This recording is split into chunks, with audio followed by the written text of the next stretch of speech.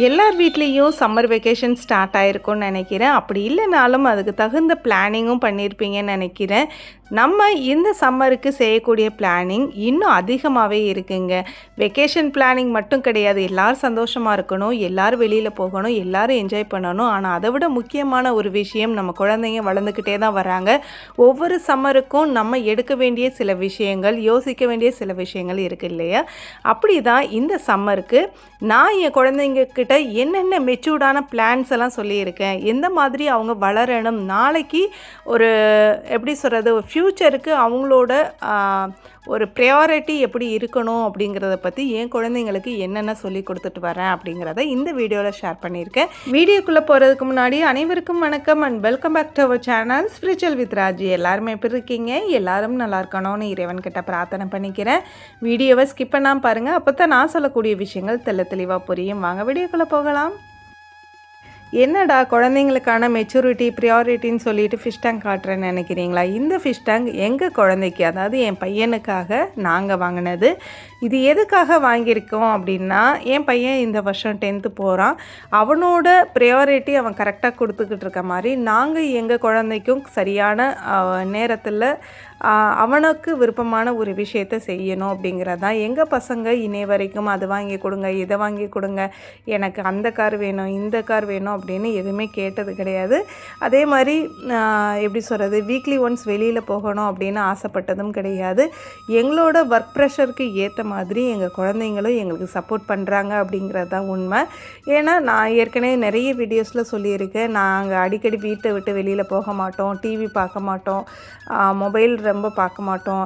இந்த மாதிரி ரொம்ப எங்கள் குழந்தைங்களுக்கு சில ப்ரெஷரை நாங்கள் கொடுத்துருக்கோம். ஏன் அப்படின்னா, அவங்களோட ஃப்யூச்சர் கரெக்டாக இருக்கணும், எந்த விதத்துலேயும் அவங்களோட கான்சன்ட்ரேஷன் மாறிடக்கூடாது அப்படிங்கிறதுக்காக தான் இல்லையா? அதனால் எங்கள் குழந்தைங்களுக்கு பிடிச்ச மாதிரி நாங்களும் நடந்துக்கணும். ஏன்னா எங்களுக்கு பிடிச்ச மாதிரி எங்கள் பசங்க நடந்துக்கிற மாதிரி அவங்களுக்குள்ள ஒரு சின்ன சின்ன ஆசைகளை நாங்கள் அப்பப்போ பூர்த்தி பண்ணணும் அப்படிங்கிறத எங்களோட ஆசை. அப்படிங்கிறனால தம்பி 10th போகிறான்னு அவனுக்கு இந்த ஃபிஷ் டேங்கை வாங்கி கொடுத்துருந்தோம். இன்னும் ஃபிஷ் டேங்க்கில் நிறைய விஷயங்கள்லாம் பண்ணணும், டெக்கரேஷன்லாம் பண்ணணும். ஃபிஷ் டேங்க்கோட டீட்டெயில்ஸ் எல்லாமே நான் அடுத்தடுத்த வீடியோவில் ஷேர் பண்ணுறேன்.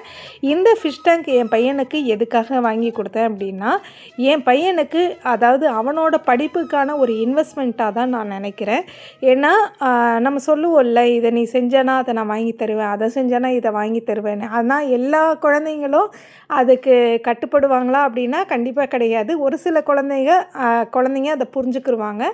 அந்த மாதிரி என்னோடய பையன் புரிஞ்சுக்கிட்டான் அப்படிங்கிறதுக்காக அவனுக்கு ஒரு சப்போர்ட் கொடுக்குற மாதிரி இந்த ஃபிஷ் டேங்க் வாங்கி கொடுத்துருக்கேன். அது மட்டும் இல்லாமல் 10th போயிட்டனால சுத்தமாக நேரமே இருக்காது, படிக்கிறதுக்கும் நேரம் இருக்காது, சாப்பிட்றதுக்கு நேரம் இருக்காது, டைம் போய்கிட்டே தான் இருக்கும். ஏன்னா வீட்டுக்கு வரதே 5 o'clockங்கும்போது அதுக்கப்புறம் டியூஷன் போகிறது, அதுக்கப்புறம் வீட்டுக்கு வந்துட்டு சாப்பிட்டு தூங்குறதுக்கு மட்டும்தான் நேரம் இருக்கும் இல்லையா? அவனுக்குன்னு ஒரு மைண்ட் டிப்ரெஸ்ட் ஆகாமல் கொஞ்சம் பீஸ்ஃபுல்லாக இருக்கணும் அப்படிங்கிறதுக்காக தான் இந்த ஃபிஷ் டேங்க் நான் வாங்கி கொடுத்துருக்கேன். ஃபிஷ் டேங்க்காக இவ்வளோ பெரிய ஸ்டோரியா அப்படின்னா அப்படி கிடையாதுங்க. நம்ம குழந்தைங்க நம்மக்கிட்ட இருந்து என்ன எதிர்பார்க்குறாங்க, நாம் நம்ம குழந்தைங்க கிட்ட இருந்து என்ன எதிர்பார்க்குறோம் அப்படிங்கிறத முதல்ல யோசிக்கணும். ஏன்னா படின்னு ஒரே தான் சொன்னாலும் குழந்தைங்களுக்கு அது இந்த டைமில் ஒரு ப்ரெஷராக தான் இருக்கும். அதே நேரத்துக்கு நம்ம ஃப்ரீயாக விட்டுட்டாலும் அதுவும் நம்ம எப்படி சொல்கிறது, சரியான வழிகாட்டுதலுக்கு தயார்படுத்த முடியாத ஒரு சிச்சுவேஷனாகவும் மாறிடும். அதனால் குழந்தைங்களுக்கு என்ன தேவை அப்படிங்கிறதையும் யோசிக்கணும். அதே நேரத்தில் இப்போது எப்படி சொல்கிறதுனா, இப்போ இந்த 10th படிக்கக்கூடிய குழந்தைங்க என்ன எதிர்பார்ப்பாங்க, நல்லா சைக்கிள் வாங்கணும், பேட்ரி சைக்கிள் வாங்கணும், அது மட்டும் இல்லாமல் இந்த பப்பீஸ் வளர்க்கணும், டாகிஸ் வளர்க்கணும், இதெல்லாம் ஆசைப்படுவாங்க இல்லையா? இல்லைன்னா லவ் பேர்ட்ஸ் வளர்க்கணும். இந்த மாதிரி ஆசைகளும் சில குழந்தைங்களுக்கு இருக்கும் இல்லையா? என் பையனும் அதை தான் கேட்டான், எனக்கு பப்பி வாங்கி கொடுங்க, குட்டி குட்டி டாக்ஸ் வாங்குங்க, அப்படி இல்லைன்னா லவ் பேர்ட்ஸ் வாங்கி கொடுங்க அப்படின்னு. இதெல்லாம் வளர்க்குறதுனால எனக்கும் டைம் இருக்கணும், அவனுக்கும் டைம் இருக்கணும். சும்மா ஆசைக்காக நம்ம ஒரு பொருளை வாங்கிட்டு ஒரு ஜீவராசியை வாங்கி வளர்க்க முடியாமல் குழந்தைங்களை அதுலேயும் ஒரு டிப்ரெஷன் பண்ண முடியாது. நீ தான் க்ளீன் பண்ணணும், நீ தான் சரியாக வளர்க்கலை அப்படின்ற ஒரு உயிரை வச்சு நம்மளும் அதை எப்படி சொல்கிற துன்புறுத்துகிற மாதிரி ஆகிடும். குழந்தைங்களும் டிப்ரெஷன் ஆகிற மாதிரியும் இருக்கும், நம்மளுக்கும் அதே ஒரு ப்ரெஷர் இருக்க தான் செய்யும் இல்லையா? அதனால தான் இம்போர்ட்டட் டேங்க் வாங்கி அதை ஒரு 3 மாதத்துக்கு ஒரு தடவை க்ளீன் பண்ணாலே போதும். அதில் வந்து க்ளீனிங்க்குன்னு ஒரு ஸ்பாஞ்ச் இருக்கும். அந்த ஸ்பாஞ்சு மட்டும் வீக்லி ஒன்ஸ் எடுத்து சும்மா ஒரு 2 நிமிஷம் வாஷ் பண்ணிவிட்டு வச்சுட்டாலே நமக்கு வேலைகள் அவ்வளோலாம் இருக்காது அப்படிங்கிறனால அதை செட் பண்ணேன்.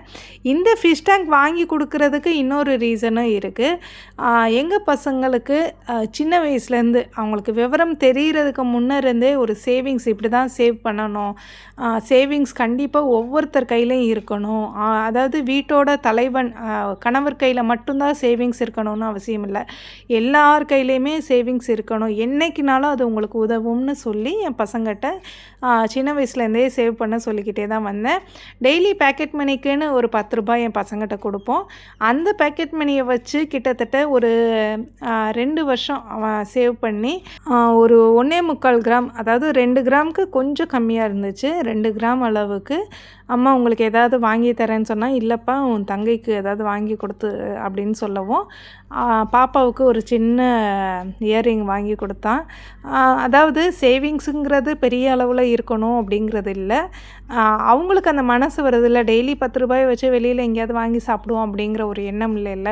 அது மட்டும் இல்லாமல் என்னோடய பசங்களை பாராட்டும் விதமாக இதை நான் சொல்லலை, எல்லா பேரண்ட்டும் சின்ன சின்ன சேவிங்ஸ், அது 1 ரூபாயோ 2 ரூபாயோ குழந்தைங்க கிட்ட கொடுத்து அதை சேவ் பண்ணும்போது நிச்சயமாக நமக்கு ஒரு பெரிய ஒரு காலங்களில் ஃப்யூச்சரில் ஒரு பெரிய ப்ராப்பர்ட்டியாக கூட அது மாறுறதுக்கான வாய்ப்புகள் இருக்குது.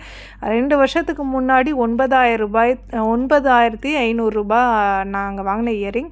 அந்த இயரிங் இன்றைக்கி உள்ள ரேட்டுன்னு பார்த்தோன்னா அப்படி டபுளாக மாறி இருக்குது. அதாவது 20 ரூபாய்க்கு போகும், இன்றைக்கி 20,000 ரூபாய் வரும்.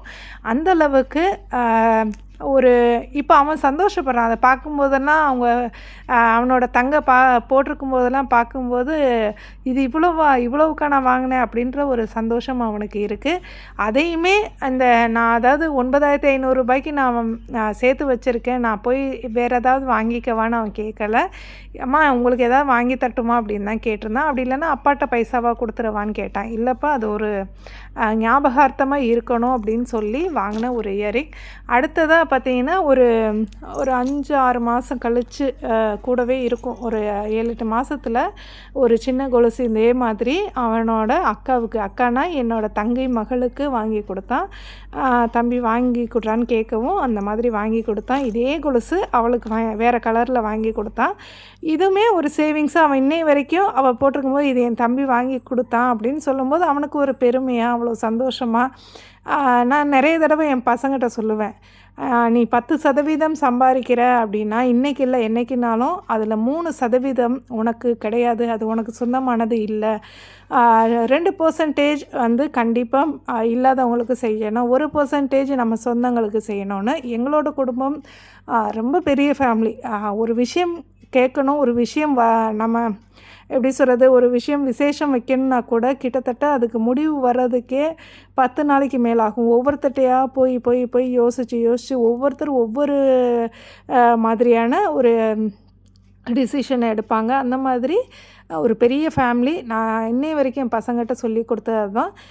சின்ன சின்ன கோபங்கள், சின்ன சின்ன சண்டைகள் வீட்டுக்குள்ளே எல்லாம் எத்தனை வேணாலும் இருக்கலாம். ஆனால் குழந்தைங்கக்கிட்ட சின்ன சின்ன பாசங்களையும் சின்ன சின்ன எதிர்பார்ப்புகளையும், ஏன்னா நம்ம எதிர்பார்ப்போம் இன்றைக்கி இல்லைனாலும் நம்ம எவ்வளோ சம்பாதிச்சாலும் நாளைக்கு ஃப்யூச்சரில் பசங்க நமக்கு இது செய்யணும் அது செய்யணுன்ற ஒரு எதிர்பார்ப்பு எல்லா பெற்றோர்களுக்கும் இருக்கும் இல்லையா. அதே மாதிரி இவங்களுக்கு இவ்வளோ செய்யணுங்கிற ஒரு எண்ணத்தை சின்ன வயசுலேருந்தே நம்ம புகட்டிக்கிட்டே இருந்தோம் அப்படின்னா நிச்சயமாக நாளைக்கு ஃப்யூச்சரில் நம்ம குழந்தைங்க ஒரு நல்ல எதிர்காலத்தை பார்ப்பாங்க, சந்திப்பாங்கன்றதான் உண்மை. அது மட்டும் இல்லை, இதெல்லாம் ஒரு அடிப்படை, இதான் அவங்களோட ஃபஸ்ட்டு ஸ்டெப். அந்த ஃபஸ்ட்டு ஸ்டெப்பை பெஸ்ட்டு ஸ்டெப்பாக மாற்றுறது பேரண்ட்ஸ் கையில் தான் இருக்குது. அது மட்டும் இல்லாமல் அவங்களோட படிப்பு என்ன தான் ஆசாபாசம் இருந்தாலும் நிச்சயமாக கல்விங்கிறது எல்லா குழந்தைங்களுக்கும், ஆண் பெண் குழந்தைங்கள்னு பாகுபாடு இல்லாமல் எல்லா குழந்தைங்களும் அவங்களோட படிப்பில் கவனமாக இருக்கணும். ஒரு பக்கம் நம்ம பாசத்தை புகட்டுறோம் அப்படின்னா இன்னொரு பக்கம் படிப்புக்கு என்னென்ன செய்யணுமோ அதையும் செய்யணும். அதுக்கு என்ன பண்ணலாம் அப்படின்னா, எல்லா பேரண்ட்டும் ஒரு கிராஜுவேட்டா அப்படின்னு கேட்டால் கண்டிப்பாக கிடையாது. எல்லா பேரண்ட்டாலேயும் சொல்லிக் கொடுக்கவும் முடியாது. நம்மளால் முடிஞ்ச சின்ன விஷயம் என்ன அப்படின்னா, 5 மணிக்காவது குழந்தைங்கள படிக்க வைக்கிறது.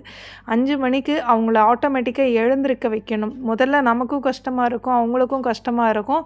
கூட நம்ம உட்காரணும். அந்த 5 மணிக்கு அவங்க எந்திரிக்கிறாங்கன்னா, கூட நீங்களோ ஏதாவது ஒரு வேலையை பார்க்குறதோ, இல்லை இப்போ நீங்கள் கோலம் போடுறீங்க அப்படின்னா, வெளியில் குழந்தைங்கள உட்கார வச்சு அவங்க கூட பேசிக்கிட்டே இதை படி, என்னென்ன படிச்சிருக்க அப்படின்னு கேட்கணும். இதெல்லாம் எனக்கு தெரிஞ்சு ஒரு 5th 6thலேயே ஸ்டார்ட் பண்ணியிருக்கணும். என்னோட பொண்ணு வந்து ஆரம்பத்துலேருந்தே சீக்கிரமாக எழுந்திருக்க பழகினா, இடையில ஒரு வருஷம் அப்படியே விட்டுட்டா. ஒரு 5:40 5:30 அந்த மாதிரி தான் எந்திரிக்க ஆரம்பித்தா. முன்ன வந்து பார்த்தீங்கன்னா ஒரு 3rd 4th படிக்கும்போதே வந்து 5 o'clock 4:30க்கெலாம் எழுந்திரிச்சிருவா. தம்பி எப்பயுமே ஆஸ் யூஷுவல் அவன் 6 o'clock தான் எழுந்திருக்கிறது. அவனையுமே நான் வந்து இன்னும் டீச் பண்ணிக்கிட்டே தான் இருக்கேன். ஏன்னா ஆண் குழந்தைகள் ஒரு மாதிரி வளர்கிறாங்க, பெண் பிள்ளைகள் ஒரு மாதிரி வளர்கிறாங்க இல்லையா? அதனால் நானும் ரொம்ப ட்ரை பண்ணிக்கிட்டு இருக்கேன். ஏன்னா ஒரு ஒர்க் ப்ரெஷர் குழந்தைங்களுக்கு மட்டும் கிடையாது, பேரண்ட்ஸுக்கும் இருக்குது. அதுவும் இல்லாமல் ரெட்டிப்பாக இருக்குதுன்னு தான் சொல்லணும். ஏன்னா வீட்டை கவனிக்கணும், க்ளீனிங்லேருந்து ஆர்கனைசிங்லேருந்து பிரேக்ஃபாஸ்ட்டில் ஆரம்பித்து டின்னர் முடிகிற வரைக்குமே வேலைகள் இருந்துக்கிட்டே தான் இருக்கும். அதுலேயும் இந்த சம்மரில் சுத்தமாக வீட்டுக்குள்ளே நிற்க முடியல. அவ்வளோ வந்து வேர்த்து கொட்டுதுன்னு தான் சொல்லணும். இதில் ஒரு ஒர்க்கிங் உமனாக, ஒரு யூடியூபராக நான் மட்டும் இல்லை, ஒர்க்கிங் உமன்ஸ்லாம் சொல்லப்போனால் ஒரு அடிக்கடி ஒரு வேர்டு வீட்டில் எழும்பிக்கிட்டே இருக்கும். என்னென்னா, குழந்தைங்க ஹெல்த்தியாக இருக்கும்போது எந்த ஒரு வார்த்தையும் வெளியில் வராது. ஆனால் குழந்தைங்களுக்கு லைட்டாக சளி பிடிச்சாலோ, இல்லை ஜுரம் அடித்தாலோ, அதுவும் இல்லாமல் ஏதாவது ஒரு சப்ஜெக்டில் மார்க் குறைஞ்சாலோ, நீ வீட்டில் இருந்து குழந்தைங்கள சரியாக பார்த்துக்கிட்டா இந்த மாதிரி இருக்குமா அப்படிங்கிற ஒரு வார்த்தை இன்னைய வரைக்கும் வேலைக்கு போகக்கூடிய நிறைய பெண்கள் ஒரு சவாலாக சமாளிச்சுட்டு தான் போகிறாங்க அப்படின்னு நான் நினைக்கிறேன். ஏன்னா நானும் வேலைக்கு போயிருக்கேன். அதில் எவ்வளோ கஷ்டங்கள் இருக்குது. இவ்வளோ வேலை செய்கிறோமே அப்படிங்கிறது மற்றவங்களுக்கு தெரியாது. இவ்வளோ வேலை செய்கிறாங்க அப்படிங்கிறது பெருசாக தெரியாது. ஆனால் ஏதாவது ஒரு சின்ன ஸ்ட்ரகிள் ஆகிடுச்சு அப்படின்னு வச்சுக்கோங்களேன், யார் உன்னை வேலைக்கு போக சொன்னா, எதுக்கு தேவையாகுது அப்படிங்கிற ஒரு வார்த்தை டக்குன்னு வந்துடும். யார்கிட்ட இருந்தனாலும், அது கணவரோ இல்லை அம்மாவோ மாமியாரோ இல்லை வீட்டை சேர்ந்த சொந்தக்காரவங்களோ யாராக இருந்தாலும் பட்டுன்னு கேட்டுருவாங்க. ஆனால் அதில் எவ்வளோ கஷ்டங்கள் இருக்குது.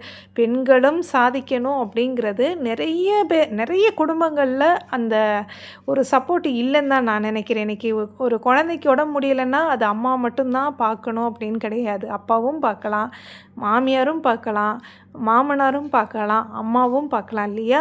அந்த மாதிரி ஒரு சப்போர்ட் இந்த வீடியோ பார்க்குற யாராவது அம்மா இருந்தீங்கனாலோ, இல்லை மாமியார் இருந்தீங்கனாலோ, இல்லை கணவர் இருந்தாலோ கண்டிப்பாக உங்கள் மனைவிக்கும் உங்கள் உங்கள் மகளுக்கும் கண்டிப்பாக சப்போர்ட் பண்ணுங்கள். ஏன்னா பெண்கள் இன்னமும் நிறைய பெண்கள் கிச்சனுக்குள்ளேயே தான் இருக்காங்க. யூடியூப் எவ்வளோ வளர்ந்துருச்சு. ஆனால் முகம் தெரியாத திறமைசாலிகள் இன்னும் வளராமல் ஒரே இடத்துல இருந்துக்கிட்டே தான் இருக்காங்க.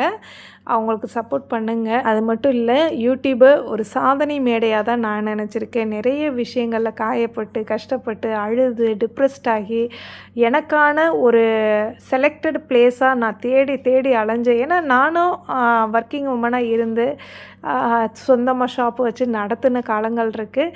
ஆனால் என் குழந்தைங்கள ரொம்ப வந்து குழந்தைங்களையும் கவனித்து வீட்டையும் பார்த்து என்னை கவனிக்க முடியாத ஒரு சூழ்நிலைமைக்கு தள்ளப்பட்டேங்கிறத விட நானாக உள்ளாக்கிக்கிட்டேன். என்னால் வந்து என்னை பார்த்துக்கிறதுக்கு நேரம் இல்லாமல் போயிடுச்சு. அப்படி என் குழந்தைங்களையும் நான் பார்த்துக்கணும், வீட்டையும் பார்த்துக்கணும். அது மட்டும் இல்லாமல் மாதம் என்ன தான் சேவிங்ஸ் பெண்களுக்குன்னு இருந்தாலும் எனக்குன்னு தனியாக ஒரு சின்ன வருமானமாவது, பெரிய அளவில் இல்லைனாலும் சின்னதாக ஒரு வருமானமாவது இருக்கணும்னு நினைச்சேன். அதை வச்சு எனக்கு பிடிச்சதா இருக்கட்டும், என் குழந்தைங்களுக்கு பிடிச்சதா இருக்கட்டும், இல்லை நான் நினச்ச ஆசைப்பட்ட தர்ம வழிகளுக்கு அதை கொடுக்கறது, செலவிடுறதா இருக்கட்டும், இந்த மாதிரி நான் நல்லா இருக்கும்போதே என்னால் என்னென்ன செய்ய முடியுமோ, அது தர்ம செயல்களாக இருந்தாலும் பரவாயில்ல, என் குடும்பத்தை நல்லா வச்சுட்டு அதை செய்யணும் அப்படிங்கிற ஒரு எண்ணம் எனக்கு என்றைக்கும் இருக்கக்கூடாதுன்றதுக்காகவும், அது மட்டும் இல்லாமல் நான் நல்லா இருக்கும்போதே இன்றைக்கி உழைச்சிட்டேன்னு வச்சுக்கோங்களேன், நாளைக்கு வந்து எனக்கு ஒரு எண்ணம், அடடா அந்த டைம்லாம் விட்டுட்டோமே, நம்மளால் முடியலையே, இப்போ வந்து நான் செய்யணும், உழைக்கணும்னு நினச்சாலும் என்னோடய உடல் ஒத்துழைக்க மாட்டேங்குதே அப்படின்ற ஒரு எண்ணம் எக்காரணத்தை கொண்டும் எனக்கு வந்துடக்கூடாதுன்றதுக்காக தான் இன்றைக்கி எவ்வளோ கஷ்டம் வந்தாலும் பரவாயில்ல, இப்போ ஒரு கை பார்த்துடணும் அப்படின்னு என்னோட முதல் படியை எடுத்து வச்சேன். இது ஒரு வெற்றி படிக்கட்டாக மட்டும்தான் இருக்கும்னு நம்புகிறேன். இந்த வீடியோவில் குழந்தைங்கள பற்றியும் குழந்தைங்கள எப்படி வளர்க்கணுங்கிறத பற்றியும், அது மட்டும் இல்லாமல் ஒரு பக்கம் சமையல் செஞ்சுக்கிட்டு, அது மட்டும் இல்லாமல் பெண்கள் எப்படி இருக்கணும், நம்ம சாதிச்சா தானே நம்ம பிள்ளைகளை சாதிக்கிற எப்படின்னு சொல்லித்தர முடியும். அப்போது நம்ம கொஞ்சம் முன்னே இருக்கணும்ல. ஒரு டாக்டரோட குழந்தை டாக்டர் அப்படிங்கும்போது, ஒரு வாத்தியாரோட குழந்தை வாத்தியாருங்கும்போது, நம்ம கீழேயே இருந்துட்டு நம்ம பிள்ளை மேலே ஏறணும்னா எப்படி? அது தெரியவாது செய்யணும்ல, அதை கற்றுக்கணும்ல. அதுக்கு முதல்ல நம்மளும் சாதிக்கணும், நம்ம குழந்தைங்களையும் சாதிக்க விடணும். இந்த வீடியோ உங்களுக்கு பிடிச்சிருக்கும்னு நினைக்கிறேன். இந்த வீடியோ உங்களுக்கு பிடிச்சிருந்தா மறக்காமல் ஷேர் பண்ணுங்கள், சப்ஸ்கிரைப் பண்ணுங்கள், கமெண்ட் பண்ணுங்கள். மறக்காமல் ஹைப்ன்ற ஆப்ஷனையும் ப்ரெஸ் பண்ணுங்கள். நன்றி, வணக்கம்.